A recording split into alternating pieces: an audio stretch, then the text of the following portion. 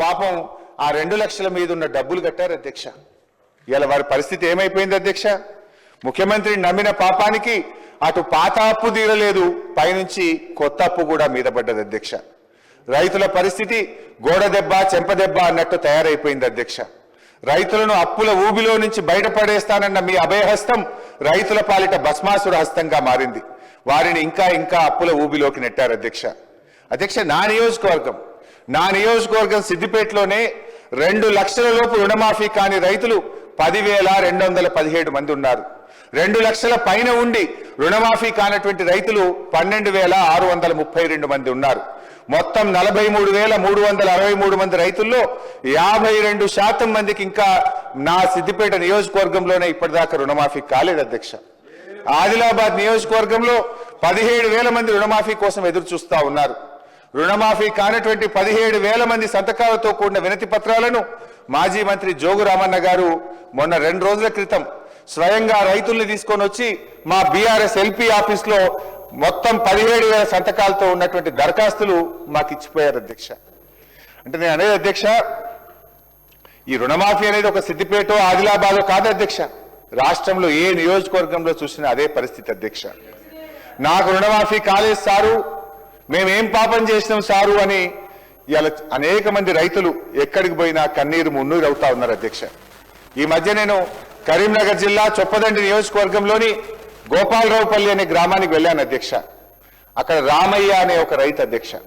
రామయ్య అనే రైతు నాకు ఇంకా రుణమాఫీ కాలేదు, నాకు 2,65,000 అప్పు ఉంటే ముఖ్యమంత్రి గారి మాటలు విని ఆ పైన ఉన్న అప్పు కట్టడానికి నా భార్య పేరు మీద మహిళా సంఘంలో అప్పు తెచ్చి మీద పైసలు కట్టే 2 లక్షల రుణమాఫీ కాలేదు, ఆ అప్పు మిగిలింది, కొత్త అప్పు అయిందని పాపం రామయ్య గారు అన్నారు అధ్యక్ష. అంటే ఇప్పుడు పాత అప్పుకు మీరు కొత్తగా చేయించిన అప్పు రెండింటికి వడ్డీ కట్టుండు పాపం రామయ్య అధ్యక్ష. ఈ సర్కారు పరిస్థితి ఎట్లుందంటే శనిగల్ బుక్కి చేతులు కట్టుకున్నట్టు రుణమాఫీ కథ ముగిసింది పోండి అంటున్నారు అధ్యక్ష. అధ్యక్ష, రుణమాఫీ అంత చేసినాం అయిపోయిందని చెప్తున్నటువంటి కాంగ్రెస్ ప్రభుత్వాన్ని నేను ఛాలెంజ్ చేస్తా ఉన్నా అధ్యక్ష. ముఖ్యమంత్రి గారి నియోజకవర్గం కొడంగల్కి వెళ్దామా, గౌరవనీయులు భట్టి గారి నియోజకవర్గంలోని మధురకు వెళ్దామా, లేదు మా నియోజకవర్గానికి వస్తారా అధ్యక్ష? మీరు చెప్పిన గ్రామానికి మీరు చెప్పిన సమయానికి పోదాం అధ్యక్ష. ఎక్కడ పోయినా కూడా ఇంకా రుణమాఫీ కానటువంటి రైతులు ప్రతి గ్రామంలో వందల సంఖ్యలో ఉన్నారు అధ్యక్ష. మీరు దబాయించవచ్చు, నా నోరు మూయించవచ్చు అధ్యక్ష, కానీ దగాబడ్డ రైతుల కన్నీళ్లకు మాత్రం మీరు సమాధానం చెప్పక తప్పదు అధ్యక్ష. అధ్యక్ష, బడ్జెట్లో అధ్యక్ష గౌరవ భట్టి గారు 2024-25 పుస్తకంలో అధ్యక్ష 15వ పేజీలో ఒక మాట అన్నారు అధ్యక్ష. ఏమన్నారంటే అధ్యక్ష, చేతగానమ్మకు మాటలు ఎక్కువ అన్నట్లు రుణమాఫీలో పూర్తిగా విఫలమైన గత ప్రభుత్వ నాయకులు మా చిత్తశుద్ధిని శంకిస్తున్నారు అన్నారు అధ్యక్ష. ఇప్పుడు నేను అడుగుతా ఉన్న భట్టి గారు, మరి మాటలు ఎక్కువైంది ఎవరికో, చేతగానం ఎవరో ప్రజలకైతే అర్థమైంది భట్టి గారు, ఇంకా వేరే చెప్పాల్సినటువంటి అక్కర్లేదు అధ్యక్ష. అధ్యక్ష, రైతు భరోసా అధ్యక్ష, ఇలా రైతు భరోసా విషయంలో సమైక్య రాష్ట్రంలో అష్ట కష్టాలు పడ్డటువంటి రైతులకు స్వరాష్ట్రంలో కేసీఆర్ గారు కొండంత అండగా నిలిచారు. 24 గంటల ఉచిత కరెంట్ ఇచ్చారు, సాగునీరు ఇచ్చారు, సమయానికి ఎరువులు విత్తనాలు ఇచ్చారు. ఇంకా ఏదో చేయాలని ఆలోచించి నా తెలంగాణ రైతుకు పెట్టుబడి కోసం ఎవరి ముందు చెయ్యి జాపొద్దని, ఆత్మగౌరవంతో పొలంకు వెళ్లాలని, ఆత్మహత్యలు ఆగాలని రైతు బంధు పథకాన్ని నాడు కేసీఆర్ గారు ప్రవేశపెట్టారు అధ్యక్ష.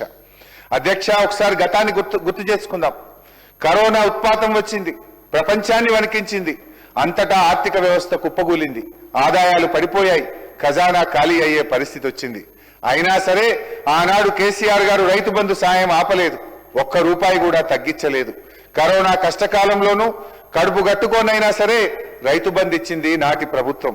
మొత్తం 11 విడతల్లో 72,000 కోట్లు క్రమం తప్పకుండా రైతుల ఖాతాల్లో జమ చేసిన అరుదైన రికార్డు మా బీఆర్ఎస్ ప్రభుత్వాన్ని. మేము ఎన్నడూ ఒక్క సీజన్ కూడా ఎగ్గొట్టలేదు అధ్యక్ష. కానీ ఇవాళ ఏం జరుగుతుంది అధ్యక్ష? మార్పు మార్పు అని ప్రజల్ని ఏమార్చినటువంటి వాళ్ళు ఏం మార్పు చేశారో ఇప్పుడు చెప్తాను అధ్యక్ష. ఓటాన్ అకౌంట్ బడ్జెట్ బుక్ అధ్యక్ష 2024-25 భట్టి గారు ఏం చెప్పారంటే అధ్యక్ష, పేజ్ నంబర్ 17 అధ్యక్ష, పేజ్ నంబర్ 17 ఓటాన్ అకౌంట్ లో భట్టి గారు ఏమంటారంటే అధ్యక్ష, రైతు భరోసాకు ఏటా ఎకరానికి 15,000 చెల్లించాలన్నది మా ప్రభుత్వ సంకల్పం అన్నారు. రెండో బడ్జెట్ అధ్యక్ష, రెండో బడ్జెట్లో ఏమంటారంటే 14వ పేజీలో రైతు భరోసా పథకం కింద రైతులకు ఏడాదికి ఎకరానికి 12,000 రూపాయలు అందిస్తాము అన్నారు. ఓటాన్ అకౌంట్లో 15,000 అన్నారు. మొదటి బడ్జెట్లో 15,000 అన్నారు. రెండో బడ్జెట్కి వచ్చేసరికి ఎకరానికి 12,000 ఇస్తామని చెప్పి బట్టి గారు సెలవిచ్చారు అధ్యక్ష. అంటే ఒక్కొక్క పేజీ తిప్పుతుంటే ఒక్కొక్క 1000 కరిగిపోతా ఉంది అధ్యక్ష. ఒకసారి మేనిఫెస్టోలో కూడా ఏమన్నారో చూద్దాం అధ్యక్ష. మేనిఫెస్టోలో వీళ్ళు ఏమన్నారు అధ్యక్ష? ప్రతి రైతుకు ప్రతి ఎకరానికి 15,000 రూపాయలు ఇందిరమ్మ రైతు భరోసా పథకం కింద ఇస్తామన్నారు అధ్యక్ష. నేను అడుగుతున్న అధ్యక్ష, బట్టి గారు ఇదేనా మీ సంకల్ప బలం? మేనిఫెస్టోలో ఒక మాట, మొదటి బడ్జెట్లో ఒక మాట, రెండో బడ్జెట్లో ఒక మాట. అది కూడా ఎట్లయిపోయిందంటే అధ్యక్ష, నాట్లప్పుడు రాదు అధ్యక్ష. అధ్యక్ష వీళ్ళ తీరు ఎట్లుందంటే కేసీఆర్ గారు ప్రవేశపెట్టిందేమో అగ్రికల్చర్ ఇన్వెస్ట్మెంట్ సపోర్ట్ స్కీమ్, వ్యవసాయ పెట్టుబడి సాయం. కానీ కాంగ్రెస్ ప్రభుత్వం దాన్ని ఎలక్షన్ ఇన్వెస్ట్మెంట్ సపోర్ట్ స్కీమ్ గా మార్చింది అధ్యక్ష. ఎన్నికల పెట్టుబడి సాయంగా మార్చింది అధ్యక్ష. పంట పెట్టుబడి అంటే నాట్లప్పుడో ఎరువులు చల్లేటప్పుడో ఇయ్యాలి అధ్యక్ష. కానీ మీ రాజ్యంలో నాట్లయిపోయి కోతలైపోయి ధాన్యం కల్లాలకు వచ్చిన రైతు ఖాతాల్లో పైసలు పడతలేవు అధ్యక్ష. 2024-25 వానకాలం రైతు బంధు ఎగ్గొట్టారు అధ్యక్ష. 2024-25 యాసంగి రైతు బంధు సగం సగమే ఇచ్చారు అధ్యక్ష. 2025-26 యాసంగి రైతు బంధు నిన్న ఇచ్చారు అధ్యక్ష. అది కూడా ఒక్క ఎకరానికే పరిమితం చేశారు అధ్యక్ష. బడ్జెట్ పుస్తకాల్లో పేజీలు నిండుతున్నాయి కానీ రైతుల ఖాతాల్లో పైసలు పట్టలేవు అధ్యక్ష. అధ్యక్ష ఆనాడు రేవంత్ రెడ్డి గారు ఏమన్నారు అధ్యక్ష? రెండు పంటలకే రైతు బంధు ఇవ్వడం ఏంది దద్దమ్మా, 3 పంటలకు ఇవ్వాలి అన్నారు అధ్యక్ష. అధ్యక్ష ఏమైంది? 3వ పంట దేవుడెరుగు. ఉన్న 2 పంటల్లో ఒకదానికి పాతరేసిండ్రు. ఇప్పుడు ఆ దద్దమ్మ ఎవరో వారి విజ్ఞతకే వదిలేస్తున్న అధ్యక్ష. సీజన్ కు 9,000 కోట్లు అనుకున్నా ఇప్పటి వరకు రైతు భరోసా కింద మీరు పడ్డ బకాయిలు 19,000 కోట్ల రూపాయలు అధ్యక్ష. ఇక్కడే ఒక టెక్నిక్ ప్రయోగించింది అధ్యక్ష. ఇప్పుడు ఏమనంటే 20,000 రుణమాఫీ చేసినామన్నారు, 19,000 కోట్ల రైతు బంధు ఎగ్గొట్టిండ్రు. గా పైసలు తెచ్చకి రుణమాఫీ చేసినవి అయిపోయింది అంటున్నారు అధ్యక్ష. అంటే రుణమాఫీ గుండు సున్నా అధ్యక్ష. 24-25 వానకాలం రైతు బంధు, 24-25 యాసంగి రైతు బంధులో సగం, ఇప్పుడు 25-26 రైతు బంధులో ఒక ఎకరానికే ఇచ్చారు. మొత్తంగా 18-19 రైతు బంధులో రైతులకు ఎగ్గొట్టారు. దాన్నే తెచ్చి రుణమాఫీ చేసినామని చెప్పి ఇవాళ మాయ మాటలతో రైతుల్ని మభ్యపెట్టే ప్రయత్నం చేస్తున్నారు అధ్యక్ష. కుడి చేత్తో గుంజుకొని ఎడమ చేత్తో ఇచ్చినట్టు చేస్తున్నారు అధ్యక్ష. ఇది వీళ్ళు చేసినటువంటి రుణమాఫీ అధ్యక్ష. నాడు కేసీఆర్ పాలన అంటే రైతు బంధు పాలనని, నేడు యనుమల వారి పాలన అంటే ఎగవేతల పాలనగా మారిపోయింది అధ్యక్ష. నాడు రైతుల ఖాతాల్లో నిధుల వరద, నేడు రైతుల కళ్ళల్లో కన్నీళ్ల వరద అధ్యక్ష. అధ్యక్ష రైతు భరోసాని నమ్మించి ఈరోజు 19,000 కోట్ల రూపాయలు 3 పంటల మీద రైతాంగానికి ఇవ్వకుండా మోసం చేసిన విషయం అధ్యక్ష. అధ్యక్ష నేను ఒకటే అడుగుతా ఉన్నా, మీరు ఇచ్చిన మాట ప్రకారంగా మేనిఫెస్టోలో చెప్పిన విధంగా, మొదటి బడ్జెట్లో చెప్పిన విధంగా రైతు భరోసా 15,000 రూపాయలకి ఎప్పుడు పెంచుతారో, మరి మీరు బకాయి పడ్డ 19,000 రైతు బంధు డబ్బులు ఎప్పుడు ఇస్తారో చెప్పాలని చెప్పి గౌరవనీయులు బట్టి గారిని కోరుతా ఉన్న అధ్యక్ష. అదేవిధంగా బోనస్ విషయంలో అధ్యక్ష, మొదటి బడ్జెట్ 2024-25 19వ పేజీలో బోనస్ గురించి బోలెడు మాటలు చెప్పారు అధ్యక్ష. రాష్ట్రంలో సన్న రకం వరి ధాన్యాల సాగును ప్రోత్సహించడానికి ప్రభుత్వం 33 రకాల వరి ధాన్యాలను గుర్తించిందని, వాటిని పండించే రైతుకు క్వింటాలకు 500 రూపాయల బోనస్ ఇవ్వాలని నిర్ణయించినట్టుగా బడ్జెట్ ప్రసంగంలో చెప్పారు అధ్యక్ష. మేనిఫెస్టోలో అన్ని పంటలకు అన్నారు, మొదటి బడ్జెట్లో సన్నాలకు పరిమితం చేశారు. ఆ సన్నాలు కూడా ఒక్క వానకాలానికే పరిమితమైంది అధ్యక్ష. 2024-25 యాసంగి సన్నాలకు 1,161 కోట్ల రూపాయల బోనస్ ఈ ప్రభుత్వం ఇవ్వకుండా రైతుల్ని దగా చేసింది అధ్యక్ష. అంటే మార్పు అంటే మడమ తిప్పు అనేటువంటి విధానాన్ని ఇవాళ అమలు చేస్తా ఉన్నారు అధ్యక్ష. రాజ్యాంగం సాక్షిగా చట్టసభల్లో ప్రవేశపెట్టిన బడ్జెట్ ప్రసంగానికి ఒక పవిత్రత ఉంటుంది అధ్యక్ష. కానీ బడ్జెట్లో చెప్పింది, ఆర్థిక మంత్రి గారే స్వయంగా అసెంబ్లీలో చెప్పినటువంటి బడ్జెట్ ప్రసంగంలో చెప్పిన మాటలే అమలు కాకపోతే ఇంకా ఈ బడ్జెట్కి ఏం అర్థం ఉంటుంది అధ్యక్ష? నాకైతే ఐఎమ్ ఫీలింగ్ అషేమ్డ్ అధ్యక్ష. అంటే బడ్జెట్ శాంటిటీనే ఈరోజు దెబ్బతీస్తున్నటువంటి పరిస్థితి అధ్యక్ష. అధ్యక్ష మొత్తంగా ఈ బడ్జెట్ ప్రసంగాలు చూస్తూ ఉంటే వీరి సంకల్పంలో ప్యూరిటీ లేదు, వీళ్ళు చెప్పే మాటల్లో క్లారిటీ లేదు, బడ్జెట్ ప్రసంగాల్లో శాంటిటీ లేదు. బడ్జెట్లో చెప్పిన మాటలు అమలు చేస్తారన్న గ్యారంటీ లేదు అనేటువంటిది అర్థమైతా ఉంది అధ్యక్ష. మేనిఫెస్టోలో ఒకటి రాస్తారు, బడ్జెట్లో ఒకటి చదువుతారు, క్షేత్రస్థాయిలో మరొకటి చేస్తున్నారు అధ్యక్ష. అందుకే ఈ బడ్జెట్లు no purity, no clarity, no surety government అధ్యక్ష. ఇది అధ్యక్ష, మిమ్మల్ని నమ్మిన రైతుల్ని ఆగం చేయడానికి ఎందుకు ఇన్ని ఎత్తుగడలు? ఇదేంటి అని అడిగితే రైతుల చేతులకు బేడీలు వేస్తారు, ప్రతిపక్షాలు నిలదీస్తే ప్రతిపక్ష నాయకుల మీద కేసులు బనాయిస్తారు అధ్యక్ష. బట్టి గారు, నేను మిమ్మల్ని సూటిగా అడుగుతా ఉన్నా అధ్యక్ష, అసలు ఇప్పుడు ఈ యాసంగి పంటకైనా బోనస్ ఇస్తారా ఇవ్వరా? పోయిన యాసంగికి బోనస్ ఇవ్వలేదు, ఇప్పుడు ఈ యాసంగిలోనైనా రైతులకు బోనస్ ఇస్తారా లేదా మీ సమాధానంలో చెప్పాలని చెప్పి ఈ సభ సాక్షిగా నేను బట్టి గారిని, ఈ ప్రభుత్వాన్ని అడుగుతా ఉన్నా అధ్యక్ష. ఎన్ని అధ్యక్ష? రుణమాఫీలో దగ, రైతు బంధులో దగ, బోనస్ లో దగ, పంటల బీమాలో దగ అధ్యక్ష. పంటల బీమా గురించి ఎంత గొప్పగా చెప్పింది అధ్యక్ష ఈ బడ్జెట్ బుక్ లో, ఒకసారి చూడండి అధ్యక్ష. బడ్జెట్ బుక్ లో అధ్యక్ష పేజ్ నెంబర్ 19 అధ్యక్ష, పేజ్ నెంబర్ 19 లో చాలా గొప్పగా చెప్పారు అధ్యక్ష. ఏం నేను సొంతంగా చెప్తలేను, ఇవన్నీ మీరు చెప్పిన మాటలే చెప్తున్నా అధ్యక్ష. ఈ సంవత్సరం నుండి ప్రధానమంత్రి ఫసల్ బీమా పథకంలో చేరాలని నిర్ణయించాం. ఈ పథకం కింద రైతులకు చెల్లించాల్సిన బీమా కూడా రాష్ట్ర ప్రభుత్వమే చెల్లిస్తుంది. రైతులకు పైసా ఖర్చు లేకుండా వారు చేసిన పంటలకు పూర్తి భద్రత ఈ ప్రభుత్వం కల్పిస్తుంది అని చెప్పారు అధ్యక్ష. మరి ఏమైంది అధ్యక్ష? దీనికి బడ్జెట్లో 1300 కోట్ల రూపాయలు కేటాయిస్తున్నామని చెప్పారు అధ్యక్ష. బడ్జెట్లో నిధులు కేటాయించారు అధ్యక్ష. కానీ వాస్తవంగా జరిగింది పంటల బీమాకు అతిగతి లేదు అధ్యక్ష. మేనిఫెస్టోలో చెప్పారు, బడ్జెట్లో చెప్పారు, కానీ ఎక్కడ అమలైన పరిస్థితి లేదు. ఈ బడ్జెట్కి వచ్చేసరికి పంటల బీమా మాయమైపోయింది. పోయిన 2 బడ్జెట్లో పంటల బీమా చెప్పారు, ఈ బడ్జెట్లో పంటల బీమాని మొత్తానికి ఎత్తేసింది అధ్యక్ష. అధ్యక్ష, అంటే ఇప్పుడు రైతుల పరిస్థితి ఏంది అధ్యక్ష? గత 2 సంవత్సరాలుగా అకాల వర్షాల వల్ల, తుఫాన్ల వల్ల, వడగళ్ల వాన వల్ల నష్టపోయిన రైతాంగానికి ఇవాళ మీరు మాట తప్పడం వల్ల ఇవాళ రాష్ట్రంలోని లక్షలాది మంది రైతులకు ఇవాళ తీవ్రమైనటువంటి అన్యాయం జరుగుతూ ఉంది. బడ్జెట్ ప్రసంగంలో చెప్పి 1300 కోట్లు కేటాయించి పంటల బీమా పథకం అమలు చేయకపోతే ఆ రైతుల పరిస్థితి ఏం కావాలి అధ్యక్ష? పోనీ మీరు చెప్పిన ఇన్పుట్ సబ్సిడీ అనే ఇస్తున్నారా? ఎకరానికి 10,000 ఇన్పుట్ సబ్సిడీ ఇస్తామన్నారు. నా నియోజకవర్గంలోనే, రాష్ట్రంలో అంతటా అదే పరిస్థితి అధ్యక్ష. గత 3 సీజన్లలో నష్టపోయినటువంటి రైతులకు ఈ రోజుకు పంటల బీమా అందలేదు, కనీసం ₹1 ఇన్పుట్ సబ్సిడీ కూడా అందలేదు అధ్యక్ష.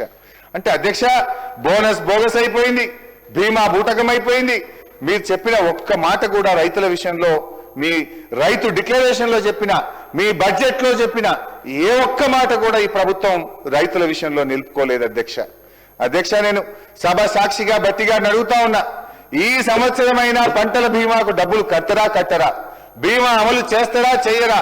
లేదంటే మేము మేనిఫెస్టోలో చెప్పాం, వరంగల్ రైతు డిక్లరేషన్ లో చెప్పాం, మొదటి బడ్జెట్ ప్రసంగంలో చెప్పాం, మాట తప్పామని ఒప్పుకోండి, బహిరంగంగా రాష్ట్రంలోని రైతులకు క్షమాపణ చెప్పాలని చెప్పి మీ ద్వారా ఈ ప్రభుత్వాన్ని డిమాండ్ చేస్తా ఉన్నా అధ్యక్ష. అదేవిధంగా అధ్యక్ష, రైతుల పరిస్థితి చూస్తే అట్లా రైతు కూలీల అధ్యక్ష, ఇందిరమ్మ ఆత్మీయ భరోసా, పేరు గొప్ప ఊరు దిబ్బ అన్నట్టు తయారైన మరో పథకం అధ్యక్ష. దీని పరిస్థితి అధ్యక్ష, మొదటి బడ్జెట్లో అధ్యక్ష పేజ్ 18, భూమి లేని రైతు కూలీలకు ఆర్థిక మరియు జీవన స్థితిగతులను మెరుగుపరచడానికి మా ప్రభుత్వం లక్షలాది భూమి లేని నిరుపేద రైతు కూలీలకు సంవత్సరానికి 12,000 రూపాయలు అందించే బృహత్తర కార్యక్రమాన్ని ఈ సంవత్సరమే ప్రారంభం చేస్తున్నాం. ఎప్పుడు చెప్పింది అధ్యక్ష? 2024-25.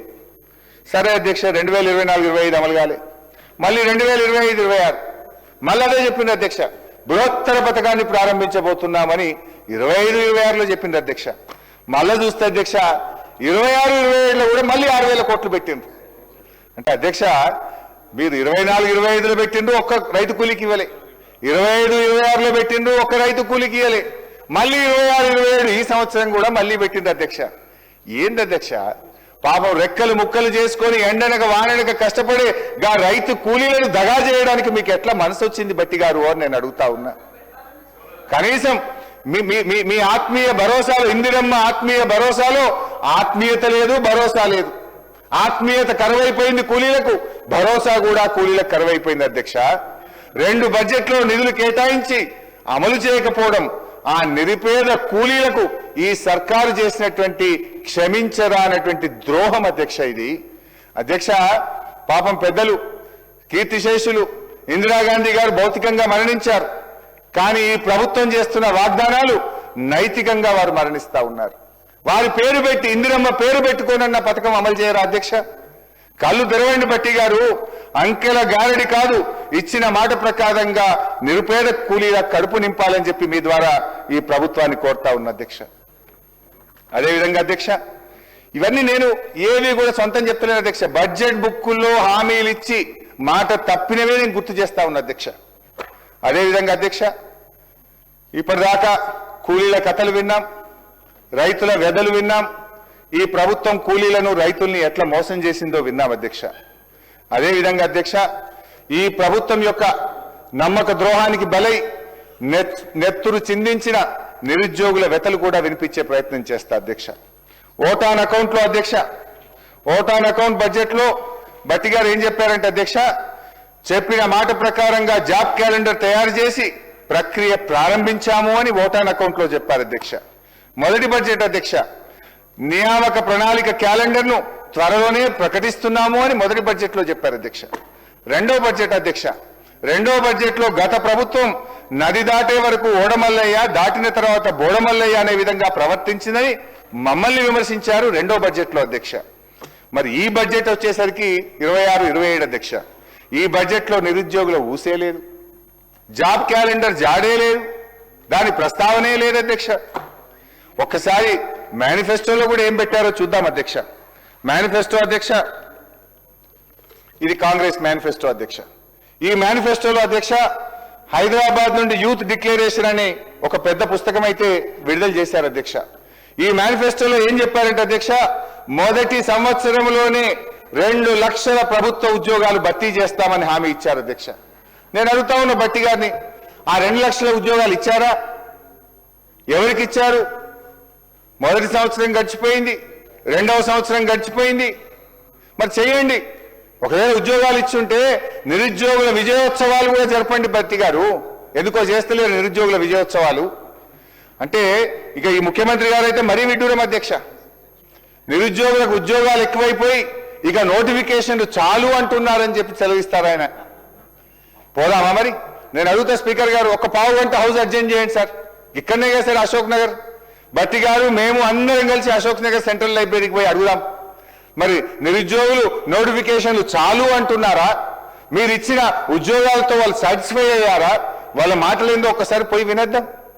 ఎందుకు అధ్యక్ష ఈ రకంగా నిరుద్యోగ యువతి యువకులను వంచిస్తారు అధ్యక్ష?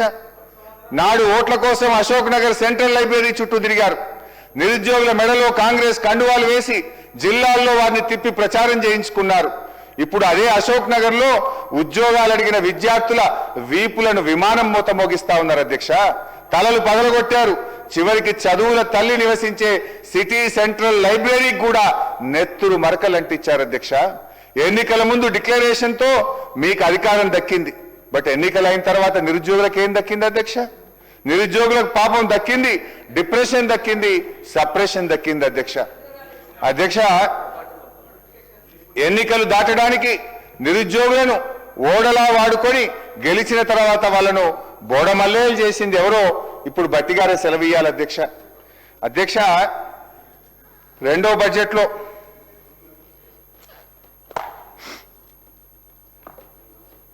25-26 అధ్యక్ష, రెండో బడ్జెట్లో ఒక మంచి కవిత చదివారు అధ్యక్ష. భట్టి గారు మా మీద చదివారు, 29వ పేజీ అధ్యక్ష. మా మీద ఏమని చదివారంటే అధ్యక్ష, శ్రీశ్రీ గారి కవిత మా మీద ప్రయోగించారు భట్టి గారు.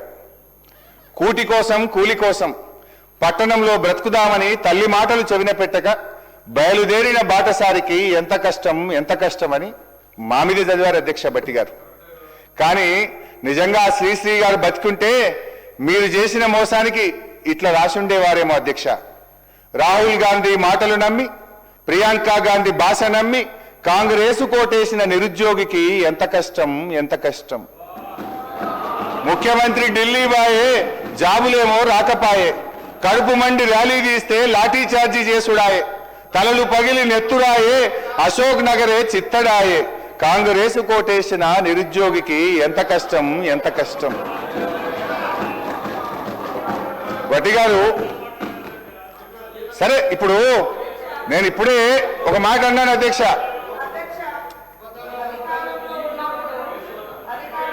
అప్పుడు 10 సంవత్సరాలు ఏం చేసిరో చెప్పండి. ఫస్ట్ ఏం చేసిర్రు చెప్పండి. ఎన్ని ఉద్యోగాలు ఇచ్చిర్రు? తెలంగాణ ఉద్యమం 10 ఏళ్ళు జరిగింది. 10 ఏళ్ళ ఉద్యమం అంతా ఉద్యోగాల కోసమే. మరి మీరు అధికారంలోకి వచ్చి 10 ఏళ్లలో ఎన్ని ఉద్యోగాలు ఇచ్చిర్రు అధ్యక్ష? ఏమన్నా అంటే నోటిఫికేషన్ ఇస్తే వాళ్ళకి ఏమన్నా జీతాలు పడ్డాయా? ఉద్యోగ గ్యారెంటీ వచ్చిందా? ఇవాళ ఉద్యోగాలు ఇచ్చింది మేము, నోటిఫికేషన్ ఇచ్చినాం. నోటిఫికేషన్ ఇస్తే వాళ్ళ ఇంట్లోకైనా జీతాలు వచ్చినాయా? ఏమైనా ఆర్డర్ ఇచ్చిర్రా? ఇవాళ ఎట్లున్నాయంటే అధ్యక్ష వీళ్ళు చెప్పేది, పాండవులు సంపాదించిందంతా కౌరవుల తద్దినానికే అంటారు. వీళ్ళు చేసిన వాటికే అప్పులకు కొప్పులు కట్టడమే సరిపోతుంది సార్ వడ్డీలు. ఈరోజు హరీష్ రావు గారు ఇంత బాగా మాట్లాడిండు. మరి ఇన్ని వేల కోట్లు రైతులకు అప్పు ఎక్కడైంది? ఏ కాలంలో అయింది? ఇవాళ నీ నియోజకవర్గంలోనే 50% కాలేదంటున్నావు. మరి ఎందుకు కాలంటే మీ గవర్నమెంట్ హయాంలోనే మరి ఆ 20-30 వేల కోట్లు మీ గవర్నమెంట్ హయాంలోనే అయినాయి కదా అప్పులన్నీ రైతులకు. మీకు అంత చిత్తశుద్ధి ఉన్నప్పుడు ఎందుకు మరి కట్టలే? మీరు ఏకకాలంలో 1,00,000 రూపాయలు రుణమాఫీ చేస్తా అన్నారు. ఏడ చేసిరు అంటున్నా. చేస్తే మేము వచ్చి 6 నెలల తర్వాత వెంటనే రైతు రుణమాఫీ అయింది. 6 నెలల్లో చేసుకున్న అప్పు కాదు కదా రైతులది. ఇవాళ యాసలు ప్రాసలు ఇప్పుడు బాగా మాట్లాడుతున్నారు సార్. మేము 2.5 ఏళ్ళకే మీకు అంత బాధ అవుతుంది. 10 ఏళ్ళు ఏం చేసారో లెక్కలతో సహా చెప్పండి. ఎన్ని లక్షల మందికి ఉద్యోగాలు ఇచ్చిర్రు? ఎన్ని లక్షల మందికి ఇల్లు ఇచ్చిర్రు? ఎన్ని లక్షల మందికి రుణమాఫీ చేసిర్రు? ఎన్ని లక్షల కోట్లు రుణమాఫీ చేసిర్రు? అవన్నీ చెప్పాలి కదా. అవి చెప్పకుండా ఎంతసేపు మేము గొప్ప. మీరు గొప్ప అయితే మీ సొంత నియోజకవర్గం రైతులే అనేక మంది మీ హయాంలోనే చాలా మంది చనిపోయారు. అదేవిధంగా ఇప్పుడు మీరు చెప్తున్నారు కదా ఇన్ని వేల కోట్ల అప్పు ఉంది మీ నియోజకవర్గంలో అని. మరి ఎందుకు చేసుకోలేకపోయారు అధ్యక్ష? ఫైనాన్స్ మినిస్టర్గా ఉన్నారు, మీ గవర్నమెంటే ఉంటుంది. ఇవాళ కేవలం రాళ్ళేసుడు. మేము గొప్ప. మీ బాధ అంతా హరీష్ అన్న, మీ బాధ అంతా అధికారం పోయిందని అంతే తప్ప ఇంకోటి కాదు. అయ్యో అనకమ్మా, 10 ఏళ్ళు ఇక్కడ అనుభవించారు, నువ్వు అక్కడ పోయినావు అధికారం అనుభవించి దొరసారి ఏమంటారు? కాంగ్రెస్ నాకు ఏం చేసింది? బాగా అనిపించింది మాలాంటి వాళ్ళ వీడియోలు చూస్తుంటే. కాంగ్రెస్ ఏం చేసిందా? ఇవాళ మాట్లాడడానికైనా మనం చేసింది మనం గొప్పగా చెప్పుకోవాలి. చేసిన దాని మీద కూడా మన్ను పోసుడు గొప్ప కాదు. చేసింది కూడా మన్ను పోసి మేము ఎక్కడుంటే అక్కడ గొప్ప అని చెప్పుకోవడం కాదు. ఎస్, మా హయాంలో నేను ఉన్నప్పుడు కూడా చేసిన, ఇప్పుడు చేయలేకపోయినాం అని చెప్పుకోవాలి. కానీ సీటు మారంగానే చరిత్ర అంతా చేంజ్ అయిపోతుంది అధ్యక్ష, చేంజ్ అయిపోతుందా? అట్లా ఉంది. కాబట్టి వాళ్ళ బాగా నిజంగా ప్రజల మీద ఉంటే 10 ఏళ్ళు వచ్చే టైం మీకు. మరి ఇవన్నీ మీరు చేసి ఉంటే మేము ఇవ్వాల్సిన పేదరికం ఇంతెందుకుండు? మేము ఇవన్నీ చేస్తామని ఎందుకు ఒప్పుకునే వాళ్ళం? మీరు చేసిన అప్పులన్నీ కూడా ఇవాళ అప్పులకు వడ్డీలు ఇవే సరిపోతున్నాయి. అయినా మేము చేస్తున్నాం. ఇవాళ రాష్ట్రంలో ఉన్న 1.5 కోటి మంది పేదలకు ఇవాళ సన్నబియ్యం ఇస్తుంటే మీరు ఓర్వలేకపోయారు. ఇవాళ మేము ఇందిరమ్మ బీమా, జీవిత బీమా పెడితే ఓర్వలేకపోతున్నారు. ఏం ఓర్వలేకపోతున్నారు? బాధ అంటే మీకు బాధ ఉంది తప్ప పేదోడికి ఇల్లొస్తే మీకు సంతోషం లేదా? మీరు రైతురి మీరు ఎన్ని ఇళ్ళు ఇచ్చారు? 10 ఏళ్లలో ఎన్ని ఇళ్ళు ఇచ్చి చెప్పండి. మేము ఈ 2 ఏళ్లలో ఎన్ని ఇచ్చినాం మేము చెప్తాం. మరి చెప్పకుండా కేవలం మట్టి పోసుడు దుమ్ము పోసుడు కాదు. మీరు చేసే చెప్పుకుంటూ మేమేం చేయాలో అది చెప్తే బాగుంటుందని కోరుతా ఉన్నా అధ్యక్ష. హరీష్ రావు గారు.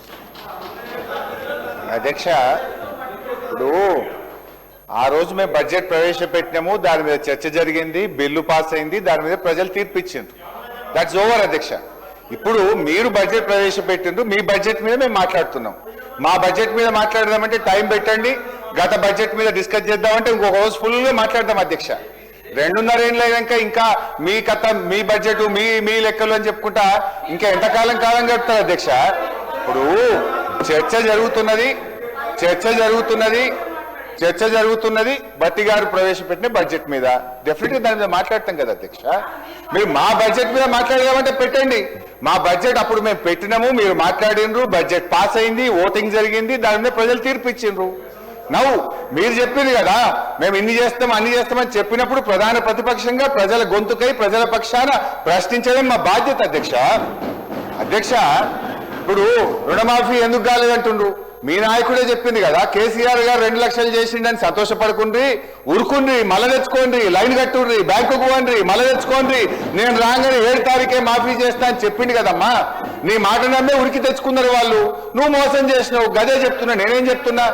ఇంకోటి అధ్యక్ష, మీరేం చేసిండ్రు అంటున్నారు. అంటే నా సబ్జెక్ట్ డైవర్ట్ అవుతుందని నేను వారికి సమాధానం ఇయ్యలేక కాదు అధ్యక్ష. Every point I can answer అధ్యక్ష. ఆనాడు బీఆర్ఎస్ ప్రభుత్వం 1,62,000 ప్రభుత్వ ఉద్యోగాలు ఇచ్చింది.